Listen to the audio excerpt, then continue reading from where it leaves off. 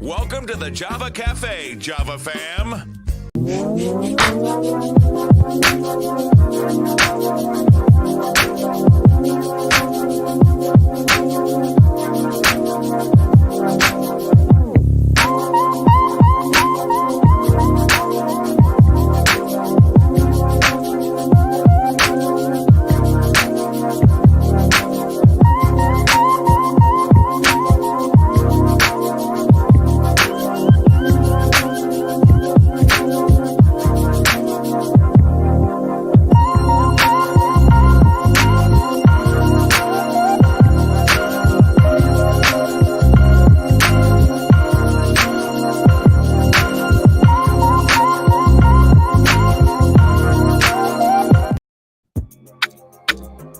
Good morning. Welcome to the Java Cafe, Java fam.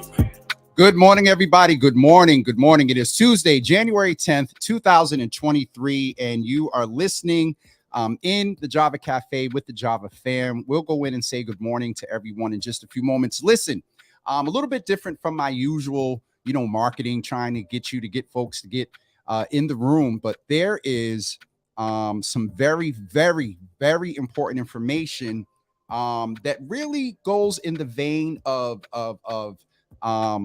criminal justice equity.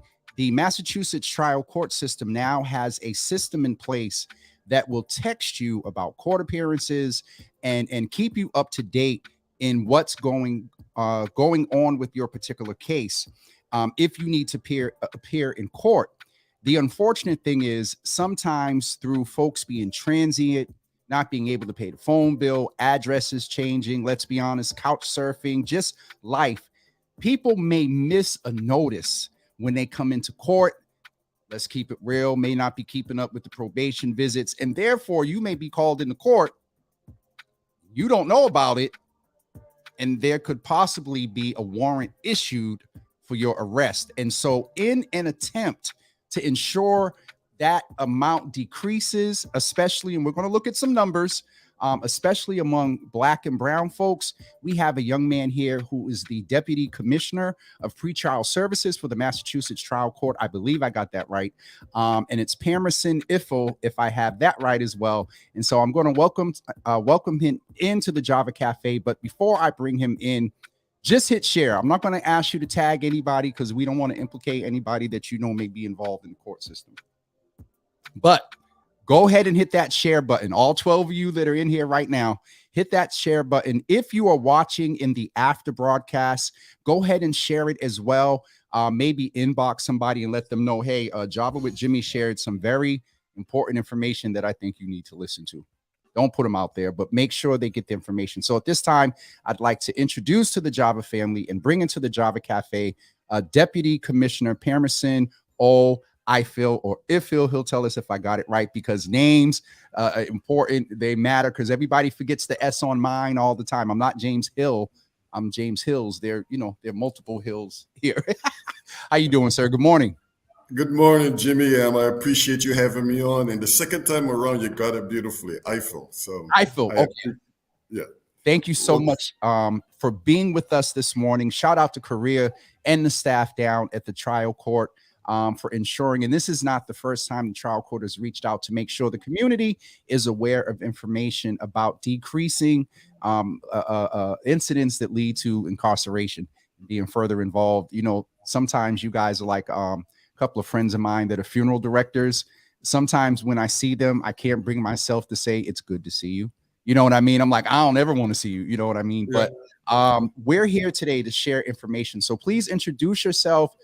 Tell us a little bit about yourself and maybe why you chose criminal justice as a Black male. I think in this time of a lot of, police reform and law enforcement, naming the equity that is missing, disproportionate impact on folks that look like you and I think it's important if there's a young person listening to hear, a little bit of your story and why you chose criminal justice. Well, my story in itself is, a unique one. I actually came from Barbados to pursue a professional boxing career here in the United States. So I fought out of the Petronelli gym in Brockton, which is the same gym in the home of Marvin Hagler. So that is part of my story. But okay. They didn't tell me that, Deputy Commissioner. Okay, so a little trivia here. Go ahead, sir. There's a lot to the story, but I'm sort of giving you the short version. Yes. I grew up more often than not on my own as a young man on the island of Barbados with some assistance from some older brothers and siblings. But liking the fight, getting into some trouble, and somebody pointed me in the right direction and connected me to the national boxing coach, and I pursued boxing. I'm a Kansas City Golden Gloves champion, in addition to being a national champion of Barbados. But I came to the United States I was recruited by the Petronellis out of Brockton to come here and fight. Okay. And ended up working at the Brockton YMCA with juveniles who were committed or being detained through the Department of Youth Services and the court system. And that led me from there to apply for a job as a juvenile probation officer working out of Suffolk Superior Court. And I progressed from there as working with the Office of Community Corrections and their justice support centers to being the chief probation officer, Suffolk Superior Court for a number of years, regional supervisor. And in 2018, as a result of the Criminal Justice Reform Act, there were a number of changes made around pre-trial work here in the Massachusetts as part of that reform. And I was tasked by Commissioner Edward Dolan to lead that work. And so here I am today with you. That's just the shorter version. You'll have to have me back to. I don't have a problem with it. I don't have a problem with it because I knew there was something there in your story that would be important to hear today. And I just often, when folks come in for the first time, the relevance of the information shared to them personally, it's always for me important for the audience to understand why. And so, I mean, just the whole benefit of boxing and the discipline and how that, and you mentioned it was transparent about, not being maybe, or could have been a little more focused when you were a young man in Barbados. So thank you for sharing that. And it's an interesting story, sir. So I'm looking forward to at some point maybe having you back and talking more. What are one of the resources, that we're here to talk about today? There's been a lot of change. There's, always room for more change and improvement. But what are we here to discuss today particularly? So right now in Massachusetts, so as part of the Criminal Justice Reform Act of 2018, and the trial court and the Massachusetts Probation Service were tasked with developing a text reminder system to reduce unnecessary default warrants and detentions for individuals who failed to show up for court. So part of my role and my job was to develop that system with our judicial information services. And so a big part of that was really, how do we go about developing a system? And so while we launched the project prior to the pandemic, and then the pandemic hit us in 2019, and it sort of put a kibosh to that. But then when we start really thinking about it, we thought, well, why wouldn't it make sense during a pandemic where people are struggling with any of the number of issues to launch it? So we piloted it in Boston Municipal Court Central. We piloted in Worcester Superior Court, Wareham District Court, and Greenfield District Court. And we piloted it in a way because we wanted to get an urban feel, a rural feel, a suburban feel, and a mixture of courts in between that, because we know that we're looking to find out how the system would work. Well, we launched this, after we saw some really promising results from those pilots, we launched a text messaging system-wide in the district courts, in the municipal courts, which cover all of Suffolk County proper and a few other towns in between, as well as all in the, and then later in 2021, we also launched it in the juvenile court, as well as housing and probate and family court. And let me just say, as far as juvenile court, a texting system that was innovative. That was almost, with all due respect, that was almost a no-brainer for the juveniles. But go ahead, I'm sorry. And so we launched this system. So it is fully now integrated in 6 of the 7 trial court departments. So I just mentioned Superior Court, District Court, the municipal courts, housing and probate court, as housing court, and probate and family court, as well as the juvenile court. But the whole goal of this really was to, you mentioned the issue of race and equity, and we know across this country, and it's not just here in Massachusetts, that Black and brown defendants are more often than not those are the individuals who, when you look at this through an equity lens, tend to have a disproportionate amount of sentencing, holds, pretrial detention. And so this kind of system really makes sense. And as much as we talk about courts, Massachusetts has got one of the most efficient court systems in the country. That said, it is not a perfect system, and we know that. Yes.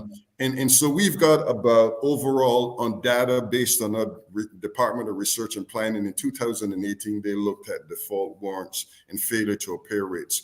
And the district courts and the municipal courts have got about a 12.6% default rate. So that is not necessarily the kind of problems that other states, but in there, it doesn't tell the full story. You've got a court like Roxbury Municipal Court that has got about a 23, slightly higher than 23% failure to appear rate. You've got Dorchester and other courts around Suffolk County that have got somewhere between 17 and 19% failure to appear rates. And we know those are real numbers that affect real people in the event that those individuals get detained. And so we launched the system and sort of, you just had a slide there, Jimmy, that showed that in 2022, we sent out more than 286,000 text messages.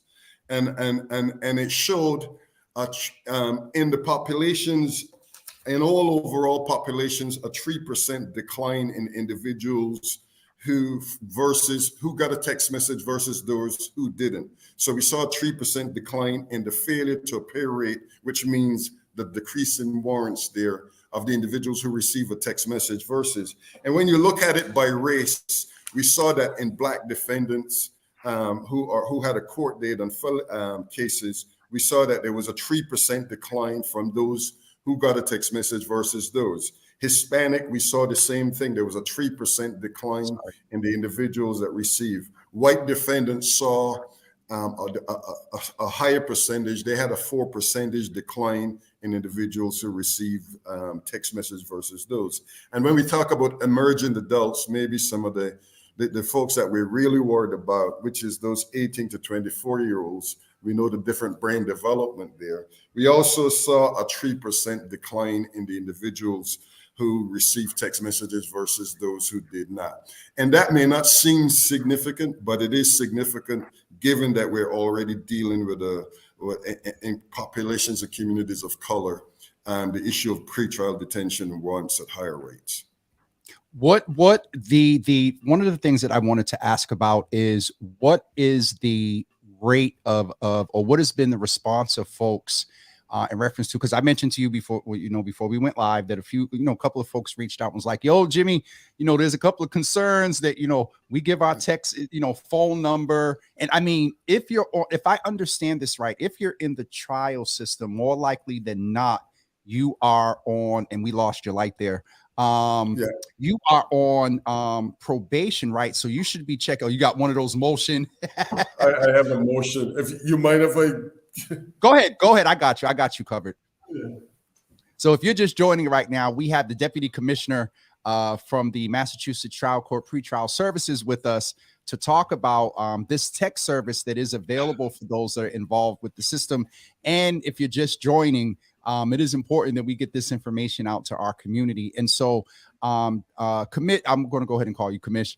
Commish, what has been the response? How do people feel about giving that information? As I was going to say, your probation officer should kind of have your most recent contact information anyway, but there is a concern about, giving the information or whatever in any type of government system. And so what has been the response? And then how do you respond to that general response? Look, we understand that. And I think that's a legitimate concern. And we try to make sure that people know so when you come, if somebody's charged with an offense anywhere in the Commonwealth, they come in and they have to do an intake and they provide certain information. All of that information is captured in our systems. We don't share that information unless people are involved in an active and the court releases that information. And so that is known that if you're involved in an activity or something that's illegal in the court, and somebody makes that argument, but that is true of any instance. But we don't share that information. We're not looking to catch you. We're not looking to track you. All we're looking to do is provide you with a service. We get text messages now from a dentist or doctors or pharmacies or pet clinics, and so we are just part of that broader continuum of trying to. But with those, where a missed appointment or missed court, if you miss a dental appointment, there is no potential warrant or arrest or incarceration. So we're trying to really provide to people a service that we find extremely important. And just to give you an account, think of this. Think of somebody, most people, 35% of old people who failed to show up for court just simply forgot. Or didn't know. And can I just name for you one of our church mothers in here? I had a warrant here in Brookline for an appearance that I didn't even know was supposed to be. Now, this is out of his district, but the range of folks that, go ahead. I'm sorry. It's just so interesting to see the range of folks that are impacted by not knowing. Right. And I think the court makes its best efforts always through the clerk's office to get people information. But, address you mentioned earlier, people will move, mail get lost. However, notification don't get through. I don't think the court is ever intentionally not trying to get people noticed, because there's a lot of invested resources in making sure that people get to court. And when that work when people don't show up, all of that goes down the drain. So it's a massive loss in terms of efficiency. So it is incumbent upon us to always want to get people notification. Text message is just filling that void. And we're trying to do it through an equity lens. You mentioned early on, go ahead. No, go ahead. You go ahead. You mentioned early on, we also looked at some data that we're seeing that Black and brown populations, like we would send a text message, the text message wouldn't go through. And then 2 weeks, the next time they have a court date, we send a text message and it goes through. Or we'll have this issue where they give us a phone number, we see the text message go through, and then 2 weeks later, 2 months later, another text message, it doesn't. So we know there's some income and paying of phone bills. There's some real socioeconomic issues that are impacting populations of color in a way that has some dire consequences. And so we're trying to resolve all of those things. Okay. I really appreciate that. And one of the things that Gloria, because she's in the comments. So shout out to Coria, who's in the building this morning. But one of the other things, two other things we want to talk about, there is an attachment when you talk about services with people dealing with issues. There is a mental health impact. And I understand that there's a relationship, or your office is also has a partnership with MassHealth for some services as well. So talk a little bit about that, and we'll go back into the tech service. So, part of what we're trying to do is change this perception about the court and the court system and the work that we do. And the court does a lot of work around mental health courts, housing courts, drug courts, homeless courts. And so this is really a continuum of that. We just signed in November a memorandum of understanding with MassHealth. And what we are doing currently is we know that in some of our court locations, that despite the fact that healthcare is supposed to be free in the Commonwealth of Massachusetts, in some of our court jurisdictions, as many as 55% of court users don't have health insurance, or they've allowed their insurance to lapse. And so part of what we are doing, we're currently training somewhere between 35 and 40 trial court employees to be able to enroll individuals right in a courthouse into MassHealth. And so this is unique, it is revolutionary, and I think it's going to be a game changer, because we're looking to do this in all 105 locations in the Commonwealth once we work through the pilots. So our people are currently undergoing training, they're learning all of the enrollment rules, all of the state and federal laws. And once we do that, when somebody comes into the courthouse, whether it is an arraignment, whether it is a court user in land court or in housing court, we're going to be asking you, are you enrolled in health insurance? And if yes, thank you, see you later. Are you interested in health insurance? Yes. We have somebody here who can enroll you into MassHealth or provide us with your information, and we will follow it. So we're really looking to remove all of those barriers that can impact, because other part of this, Jimmy, that is really crucial is that, especially on the defendant or the criminal side of matters, if you a person who's being arraigned in a courthouse and in need of a service, treatment, mental health counseling, not having insurance sometimes can be a barrier to that. We want to eliminate that barrier. We want to get you on treatment on the pretrial end so that in the event you go into treatment and you do well, at the court matter, we would love to say to a judge, Your Honor, this person has done so well up front. We don't really need it for them to continue deeper into the system.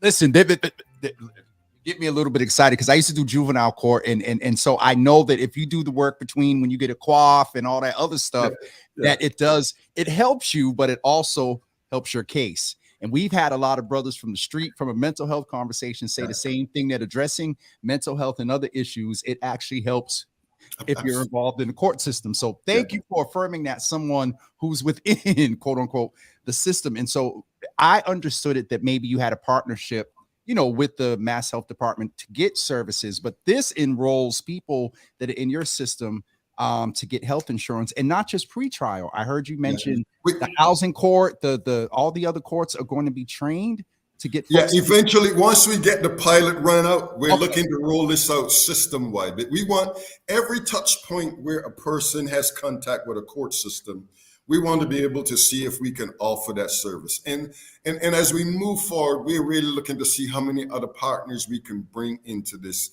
We've got courts around the Commonwealth where as many sometimes as 80-85% of court users are indigent, meaning that they can't even afford their court-appointed attorney. They're receiving some form of, state benefits or federal benefits. And so we really want to create some options for people. I threw the slide up here when you mentioned the financial cost. It may be a good segue to go in, because with missing court, there's some more implications than just the warrant. You have these other financial pieces tacked on. So let's talk about another reason why, if you're involved in the system, you want to consider signing up for this. And we're going to talk about how you can sign up for it. So let's go on the right side first. Let's talk about what could happen possibly if you don't show up at court. So typically people, when they get appointed to a court, they have to pay $150 legal counsel fee. That fee doesn't go away. But in the event, once that happens, and you have a court date and you fail to show up for a court date, it is an automatic $50 court default removal fee, unless a judge decides, I'm going to hold this in the event that the person shows up. And again, and a lot of judges are really conscientious about doing that. But then there is this $75 default warrant arrest fee if you miss your court date. So when you add the 75, the 50, and the 150, you can see how quickly people can fall behind. So it is estimated that, and then when you think about, I mentioned there's a lot of resources, pulling records, getting court, getting people, sometimes having prosecutors and witnesses and having other. So we're estimating that costs about $280 per hour, to put it there. And then when you think about the opportunity cost of staff hours, loss of book time, because we could have used that for another time slot for a case, and so we can see how this case. So the fact that we, in 2022, we have saved court users or defendants in Massachusetts somewhere around $83,000 in court fees that would have otherwise been imposed on people who more often than not can least afford to pay that money. We got people sometimes who are struggling just to get to court on bus and train and transportation costs. And so these are sort of the things that we're really trying to avoid. And again, we know that for poor working class, white, Asian, Black, and our brown partners, our brothers and sisters, and other folks, regardless of how people self-identify, are struggling sometimes to get to court. And so this text message system was designed to really reduce the cost and the burden. Look, again, I said 35% of all people who don't come to court just simply forget. We know that people sometimes, when they're worried about fees and worried about other things, they may also not show up. In Massachusetts, they waived and eliminated probation fees, so the albatross is gone for individuals in probation. But I think this system is really designed to look at this through an equity lens. And again, we want to reassure people we are not sharing your information. We're not giving out your information. I was going to say, because Miss Teresa listening from out in I think she's out toward where you are, Worcester, Mass, in the Central Mass area. Texting court appearances is a great idea. However, can the courts use the mobile owner's account info address to serve a warrant? If yes, this could cause significant issues, as there are people within the court system who are not actual mobile account owners. Meaning that and I asked you about this, and we'll get into how people right now have to sign up for this. But can you answer that question? So repeat the question again. She's saying that can the courts use the mobile owner's account info address to serve a warrant? We know that sometimes folks have cell phones and numbers that it is somebody else's name.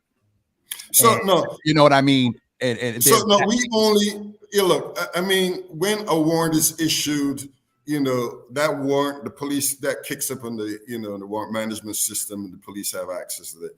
We don't use and ensure, phone numbers or address. In the event that, police look to use that last known address that you share and whatever information. Now, if you're on probation and you have shared an address with a probation officer, which you're required to do, and probation issue a warrant as a result of a violation, or you commit a new offense and warrant, they're going to go to that address. But this information for text messaging is not used in any warrant process to that, as the caller's asking. We're not chasing people. We're looking to provide you with a service. It is advantageous and in everybody's best interest that people come to court. That absolutely. And so there's an opposite end, because I heard some confidentiality there. And let's just name that may put a little bit more trust in signing up for this. I remember when I was with the Menino administration, text tip to crime came out, and I got in trouble because the day it was introduced in the paper, I walked by the mayor's office, looked on the desk, and I was like, "Ooh, this is going to get some interesting feedback," because folks aren't going to want to, text tip to crime and give their information. And so that is definitely real. And we understand that systems like this are locked down. But on the opposite end, the system lockdown also for the purpose of not getting hacked and whatnot. Let's talk about kind of the way that people right now have to sign up for this system. I'll be honest with you all. In the beginning, I'm asking the commish, all right, well, give me the website, the email address, a phone number where people can go and sign up. They just go click a link and sign up. He's like, no, because doing that, unfortunately, makes a system have to interact with the trial court system. And let's just talk about the security reason right now as to why you have to sign up for this, if I understand, in person with your PO. And so again, the trial court is always like any other entity, given the vast amount of confidential information that we have. We're not going to provide that kind of access externally. And so what we do is, here is it. I got arrested for whatever, an offense. I have to go to court, whether I get a summons or I am held and I'm brought in by the police department or whatever. But I show up at a probation counter right there and then. Every person who goes through the process has to have an intake. And so in the process of that intake, while we will ask you, are you interested in enrolling a text message? Do you want to receive court date notification to avoid unnecessary issuance of warrants and court date reminders? And we try to, I'm sorry, Jimmy. Go ahead. I can talk about it. If you're just joining us right now, we are chatting with Deputy Commissioner Pamerson Ifil, who is talking, I messed up, who is updating us about a resource that's available for those that are involved with the Massachusetts trial court. I got you covered, brother.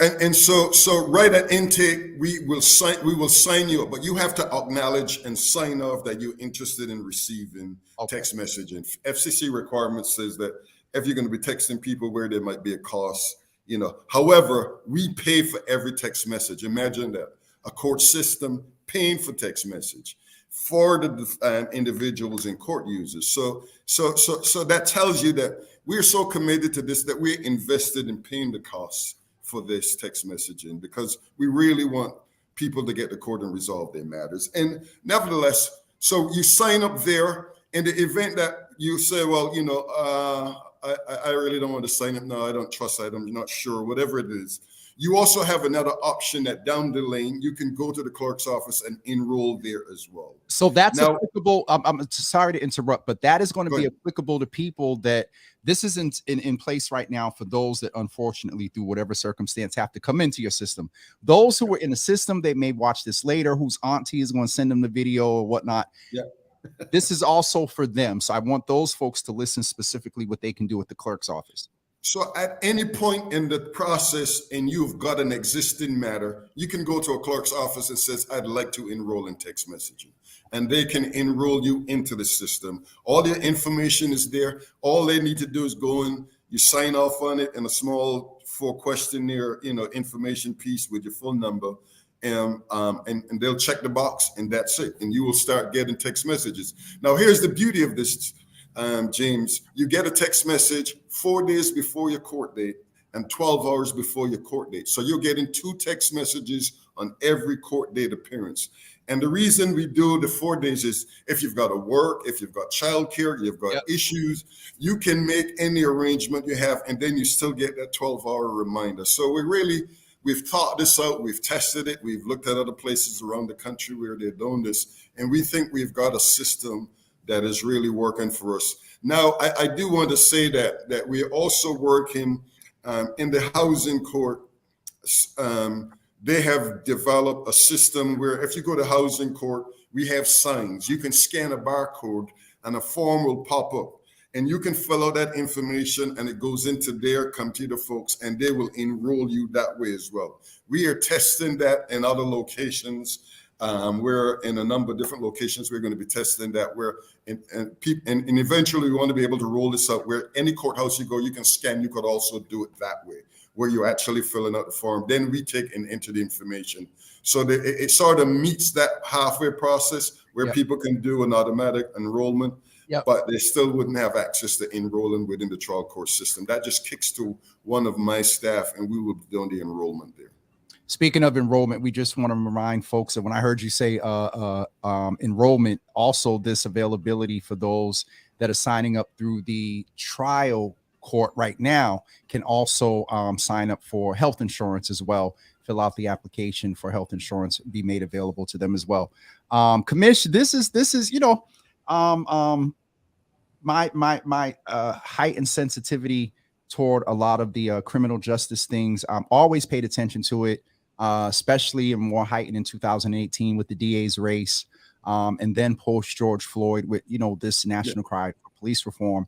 And so my filter has been a little more refined, but I have to say to you, sir, knowing that you're in this place and hearing some of the cadence from you, it makes me hopeful that services like this or these ideas and pushing these sort of new resources out are really going to be helpful to people. You talked about the fact that they pay for it, the court system pays for it, so it's not incurring a cost on you. And technically you should be in touch with your probation officer anyway.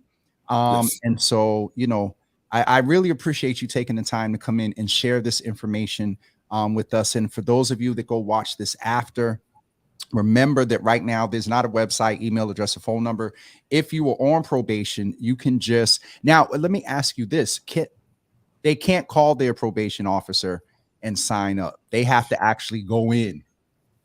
So these are more often than not, Jimmy. So on the probation end of it, post dispositional. Let's just use that term. Yes, sir. And they've had to go to court post disposition. So This is on the violation end of it. They would go into because they have to. If you're on probation and you don't do something or you pick up a check in with the officer. Okay, thank you for that. So you can do it there in the administrative office on the post disposition. Pre-trial and at arraignment or any other point with the clerk's office. Okay, thank you for that lesson, because it's been a while, sir. So my memory's a little bit. It's all good. Okay, I was surprised. I remember the cough earlier. Continue without a finding. Right. I was impressed. I'm messing with you, sir. Listen, Commish, I really appreciate you coming in. When information and things like this come out, please let me know, and please say hello to my good friend Lord, and I can see his face and his name, Mr. Lang. John Lang. John Lang, yeah, Yes. I definitely will. I definitely will. He and I actually need to follow up. So tell him I said hello, and he'll probably say, "Yeah, I need to talk with him." But shout out to Sharice Perry down there as well, doing some great work. So I really appreciate it. Please let us know, Coria. Reach out if there's more information to get out. And go ahead, sir. Jimmy, before you go, one of the things that we are working on the pre-trial end is we really want to start building a community engagement model, talking and engaging more people with the communities to get their ideas and feedback and how we can continue to build and improve, not just pre-trial, but the probation system and the court as a whole. So if you know of any opportunities to do that and talk to local leaders at the local level and other activists that are really interested in having their opinion and giving us some good feedback about their experiences, please let me know. So always draw on me in for that. Absolutely. Coria, if you can get me a little blurb based on what the commissioner just said, I will make sure to post that in the follow-up. The other thing I want to make sure that we mention that in the thing of trying to build diversity, like they've talked about with the police and community policing, having folks from the community, presumably if things go at the worst, you may have to be on probation. And so the probation officer exam information we wanted to share with you, the Massachusetts trial court invites registrants for the probation officer examination. Opening registration date began on November 14th. And the last day of registration is at 12:59 this Friday, January 13th. The date is January 17th through February 3rd. When you sign up, I presume they will give you a testing date. And again, the registration deadline is January 13th. The examination fee is $100. I am going to put this link, if Coria hasn't already, put this link in the comments. Oh, God, this came up really long. I don't know if it's going to work. Let's see what happens. It didn't do the small hyperlink. Let's see what happens, y'all. This link is, somebody test the link and see if it's working. If not, I'll delete it. But that's the link where you can go sign up and get the information. Coria, if you have the smaller link, please go ahead and feel free to put that in there. And it did 2 links. So let me just delete this real quick. I don't know how to do that. All right, guys, we'll make sure that we post the link. Or Coria, if you have the smaller link, please post that in the comments so we can make sure folks have that information. Commish, I think that's it for us. Again, thank you so much. The platform is available to you to make sure we get this information out to community and keep us abreast of things you have going on that will be very and when you do want to talk about the diversity work that we've done in probation, give me a call. We diversity work, a little bit of your story and whatnot. I got some things coming down the pike, so we'll talk. I have look, I appreciate your time. I don't have your direct email address as of yet, but Coria, please, include him in there so I can hit him up as well. I really appreciate you so much, sir. And we'll talk soon. My pleasure. Thank you. Thank you. All right. Bye.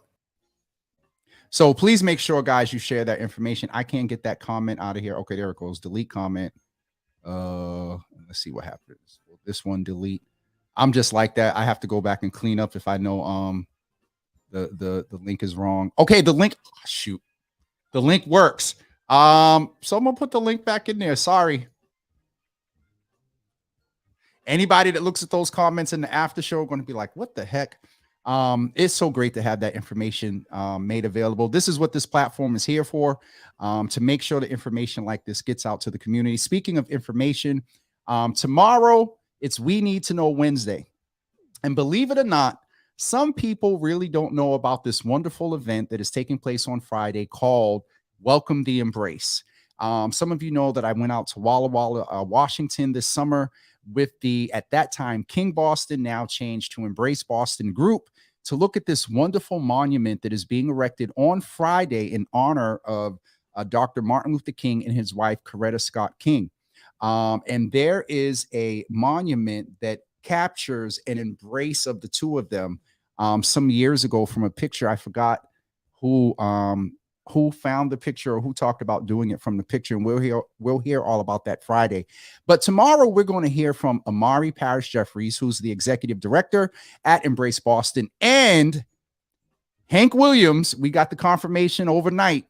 The artist designer that did the Embrace Memorial or the statue or this wonderful I'm going to say monument.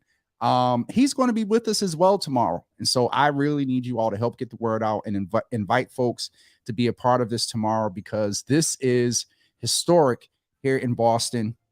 Also nationally, I don't believe there's been a monument or a statue dedicated to Dr. King in a number of years.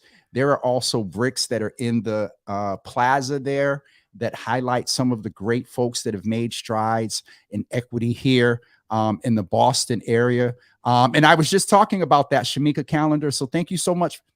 It's dope when stuff like that happens. So Shamika, I was just mentioning that there are some great folks in Boston who are acknowledged in those bricks. And so Friday at 1 p.m., y'all make sure y'all tune into NBC. You might see a couple of familiar faces on this. Sharon Cornelius and some other folks.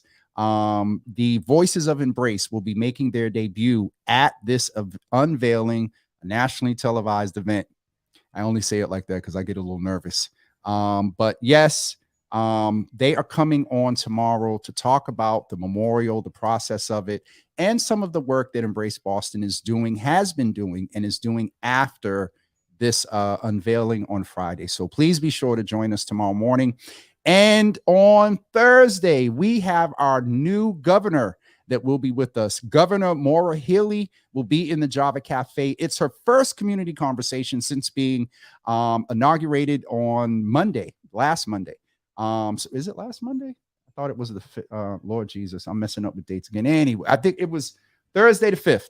So a week off of being inaugurated, she'll have her first community conversation with us here in the Java Cafe, and we hope to see you there as well. That's it for me, everyone. We will see you tomorrow morning at 9 a.m. with Amari Parrish Jeffries of Embrace Boston, and also Hank Williams, the artist designer of the Embrace Memorial. Have a great day, everybody, and we'll talk to you soon. Peace.